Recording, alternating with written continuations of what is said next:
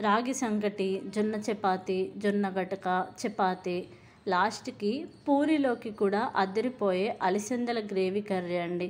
వీటిని బబ్బెర్లు అని కూడా అంటారు. మార్నింగ్ బ్రేక్‌ఫాస్ట్‌లా గుడాలుగా ఉడికించుకొని కూడా తింటారు. ఇందులో చాలా మినరల్స్ ఉంటాయి. హెల్త్‌కి కూడా చాలా మంచిది. ఎలాంటి వాళ్ళు తినాలి, గ్రేవీ ఎలా పెట్టుకోవాలి, ఎలా చేసుకుంటే బావుంటుంది, వీడియోలో అయితే క్లియర్‌గా చూపించబోతున్నాను. స్కిప్ చేసేయకుండా చూసేసేయండి. ఇక కర్రీ ప్రాసెస్‌లోకి వెళితే ఫస్ట్ అయితే అలసందలని ఒలుచుకొని గింజల్ని తీసి పక్కన పెట్టుకోవాలి. స్టవ్ ఆన్ చేసుకొని ప్యాన్ పెట్టేసుకొని ఆయిల్ వేసుకున్నాక ఆయిల్ హీట్ ఎక్కాక అందులోనే పోపు దినుసులు కొద్దిగా ఫ్రై అయ్యాక ముందుగానే వెల్లుల్లిని తీసి దంచి పెట్టుకోండి. తాలింపులో వేసుకోండి. అలా వేసుకోవడం వల్ల కర్రీ చాలా బాగుంటుంది. వెల్లుల్లిని కూడా తాలింపులో వేసుకోవడం ద్వారా హెల్త్కి చాలా మంచిది.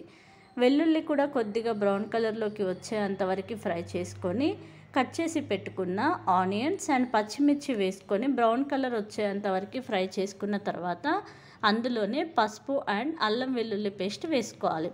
అల్లం వెల్లుల్లి పేస్ట్ పచ్చివాసన పోయేంతవరకు ఫ్రై చేసుకొని అందులోనే మనం ఒలిచి పెట్టుకున్న అలసందలను వేసుకొని ఒక 10 మినిట్స్ వరకు ఆయిల్లోనే ఉడికించుకోండి మూత పెట్టేసుకొని.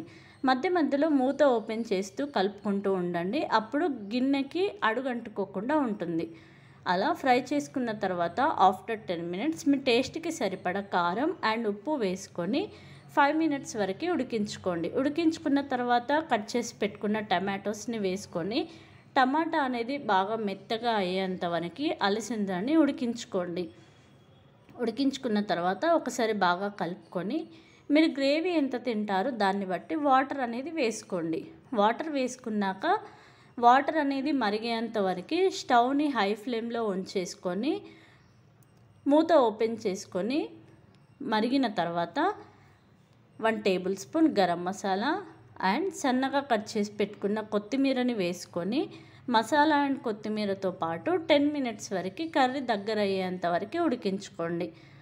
ఇలా దగ్గరికి వచ్చేంత వరకు ఉడికించుకున్న తర్వాత స్టవ్ ఆఫ్ చేసేస్తే ఎంతో టేస్టీ అండ్ హెల్దీ అలసందల గ్రేవీ కర్రీ రెడీ అండి. రాగి సంకటి, చపాతి, జొన్న గటకలోకి చాలా బాగుంటుంది. ఇక పిల్లలు తినొచ్చు, పెద్దవాళ్ళు తినొచ్చు, అందరూ తినొచ్చు. హెల్త్కి చాలా మంచిది. ఇందులో హై లెవెల్ ప్రోటీన్స్ ఉంటాయి. హెల్త్కి మంచిది. షుగర్ ఉన్న వాళ్ళు తినడం వల్ల కూడా షుగర్ నార్మల్లో ఉంటుంది. మీరు ఒకసారి ఈ కర్రీని ట్రై చేసి ఎలా వచ్చిందో కామెంట్ బాక్స్లో మెన్షన్ చేయండి. నా వీడియో కనుక మీకు నచ్చితే లైక్ చేయండి.